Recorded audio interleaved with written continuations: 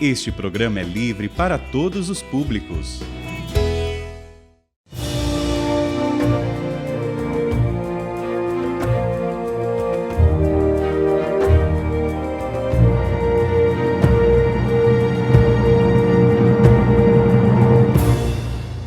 Olá, meus irmãos.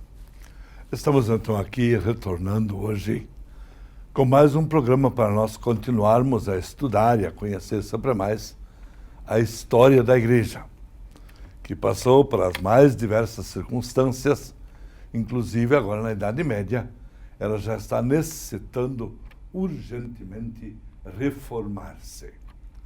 Não há dúvida de que, quando nós falamos em história da Igreja, o ano 1050 passa a ser aquele ano central da Idade Média. Ali realmente tudo culmina no encontro dos grandes personagens da Idade Média. Eu chamo a atenção para dois.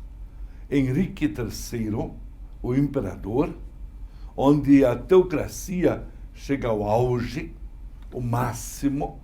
Recorde-se que teocracia significa quando o imperador, além do império, também tem competências dentro da Igreja e se mete em muitos fatos internos da vida da Igreja. Mas já está também presente na teocracia o grande personagem da hierocracia, que vai ser logo adiante Gregório VII.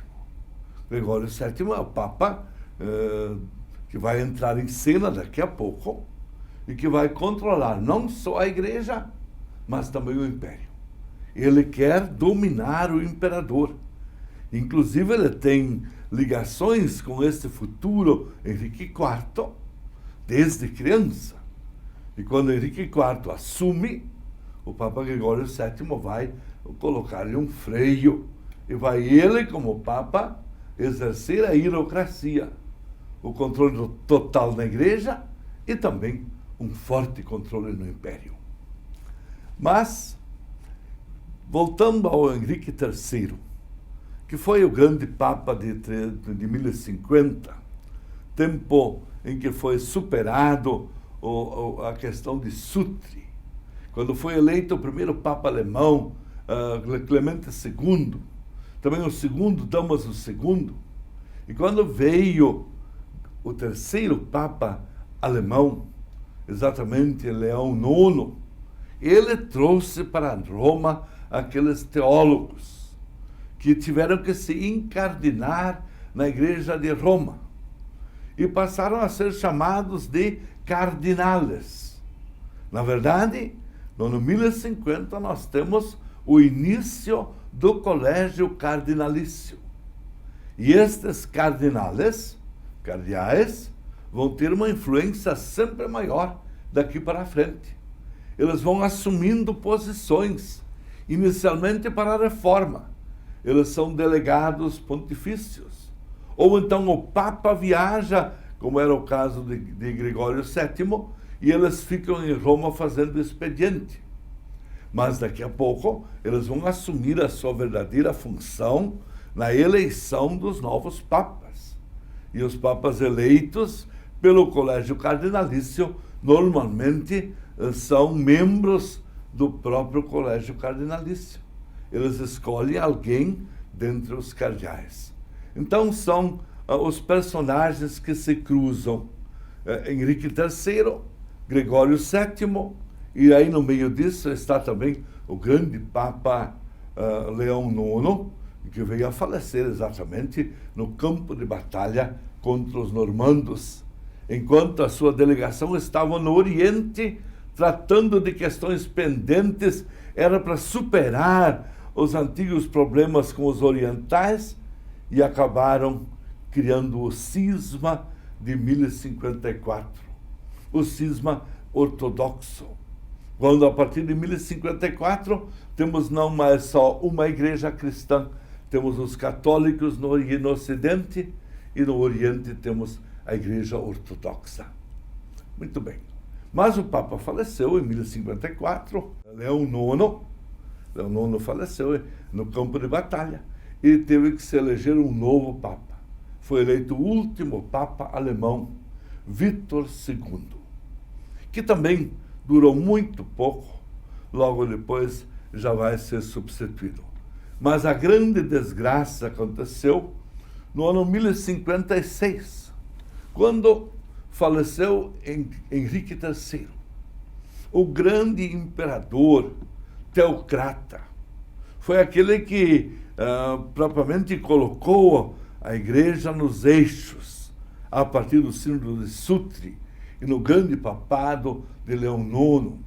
Foi ele que propriamente orientou, deu uma orientação também política à igreja, organizando toda a igreja com esse novo colégio de cardeais.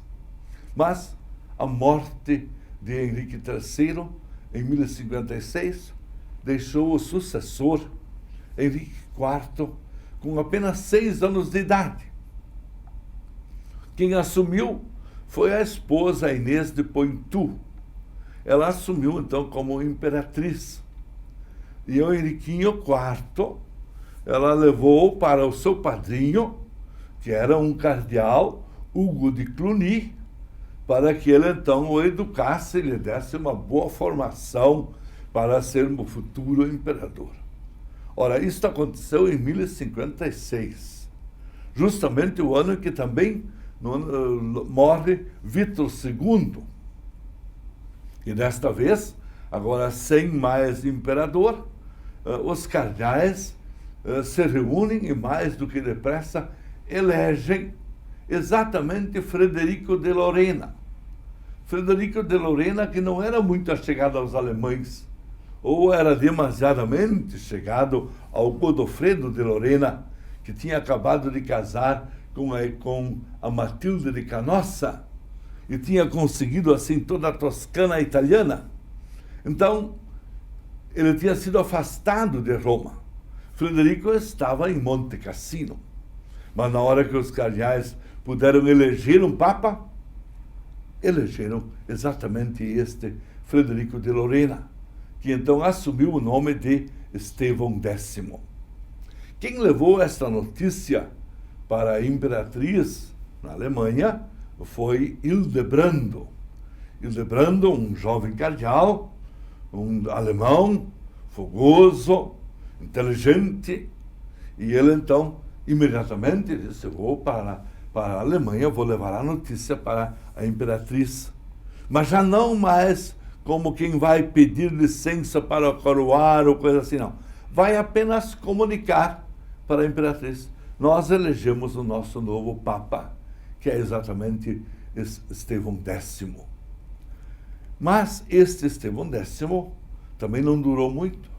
Fez uma primeira viagem exatamente para conhecer a cunhada, Matilde, foi até a casa de Godofredo, na Toscana, e ali mesmo, em Florença, o Papa Estevão faleceu. Era ainda o ano 1058. E então os cardeais, como eles estavam acompanhando, a maioria dos cardeais estava lá, chamaram os outros cardeais, e ali mesmo, em Florença, elegeram o novo Papa. O novo Papa, Nicolau II. Ora, temos uma novidade total. Um Papa eleito fora de Roma. E toma posse lá mesmo na Toscana, em Florença, fora de Roma. Então, ele se comprometeu a voltar para Roma imediatamente e ali realizar um sínodo sobre a eleição papal. Queriam fazer realmente uma regra, um estatuto para a igreja, como deveriam ser eleitos os papas daqui para frente. Isto foi feito no ano 1059. Então, sob a liderança do Papa Nicolau II, em Roma, se reúnem os cardeais com mais alguns bispos e, sobretudo, membros do clero de Roma, e então decidem no sínodo a sistemática da futura eleição papal, que, em última análise, de alguma forma está em vigor até hoje. Qual seria o método? Existem os cardeais bispos, que são aqueles cardeais que são também bispos, especialmente que trabalham nas cidades suburbicárias de Roma, isto é, naquelas cidades que ficam na Grande Roma. Eles, então, indicam o candidato. Todos os outros cardeais votam e precisam aprovar esse candidato. E quando ele recebe maioria absoluta de votos, ele recebe o apoio total do Colégio dos Cardeais, leva seu nome ao povo. O povo é convocado para uma grande assembleia, o povo está lá reunido, então se apresenta esse novo candidato. E o povo, então, precisa aprovar e aclamar o novo Papa. Vejam, isso é até parecido com os dias atuais.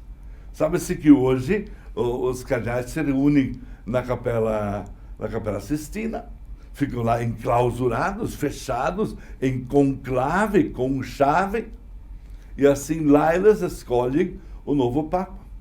E quando o novo Papa é eleito, pergunta-se a ele se ele aceita, pergunta-se a ele que nome ele gostaria de assumir, de aceitar.